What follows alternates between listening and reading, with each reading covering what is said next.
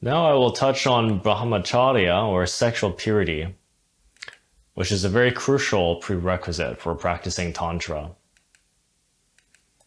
One way to renounce lust, masturbation, and the orgasm is by gradually reducing it over time.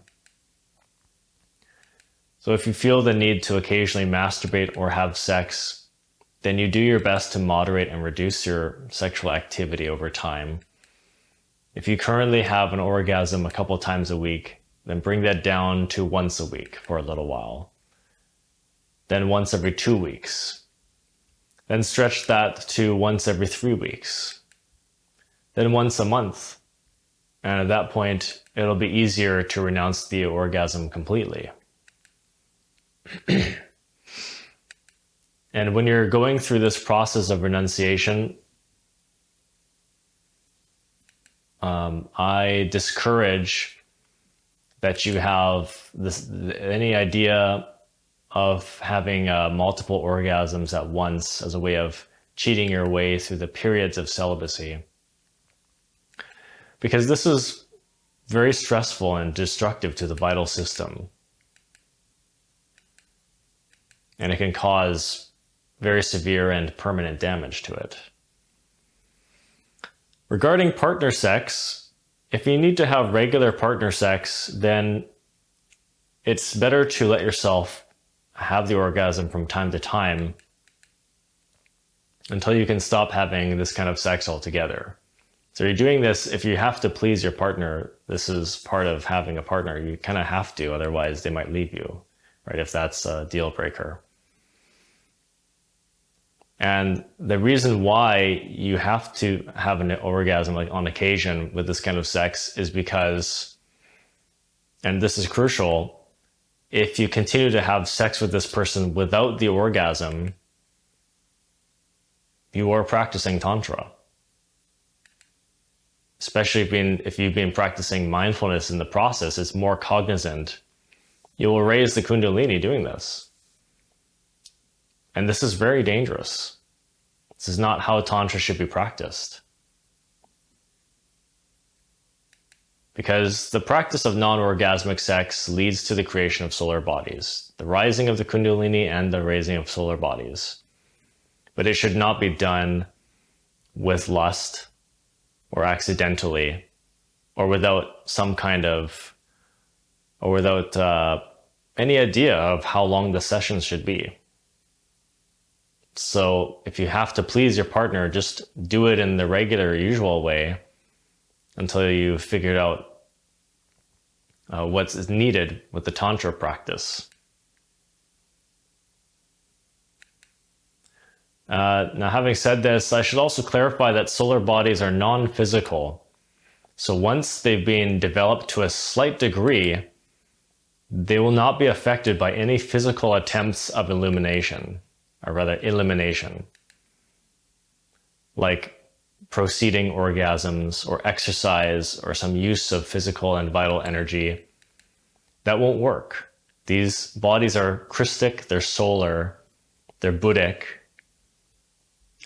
So, to make myself clear, the spilling of the glass of Hermes, in Gnostic terms, the orgasm can prevent the accumulation of sexual energy needed to create solar bodies. An orgasm can prevent solar bodies. That's why a lot of people don't have them, because we fornicate. But they do not have any effect on the bodies after they've been birthed.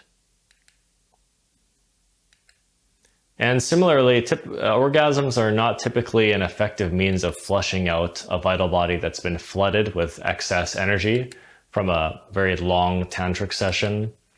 I don't recommend this either. So partners must inquire in meditation about the appropriate session length for either, if their purpose is using Tantra just to accumulate more energy faster, or for the creation of solar bodies. Shorter sessions from around 5 to 6 minutes can allow for the accumulation of vital energy without typically the development of solar bodies. But this can't be practiced any more than once a day.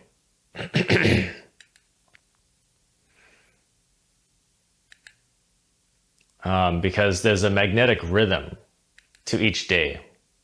Every day, every week, every month, the lunar phases all have magnetic rhythms. They're all cycles. So if you do it multiple times in the day, you're just beating against the rhythm.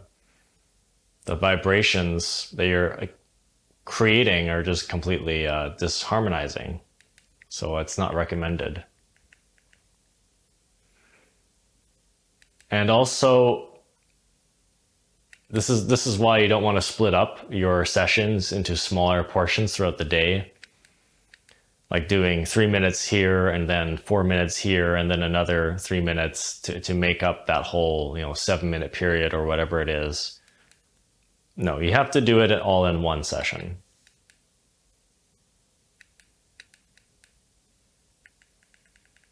Now, what are solar bodies? Solar bodies are the fully developed versions of our current lunar, astral, mental, and causal bodies. They're comprised of solar atoms from the sun. They're near permanent, non-physical, superior vehicles capable of transmitting higher levels of consciousness.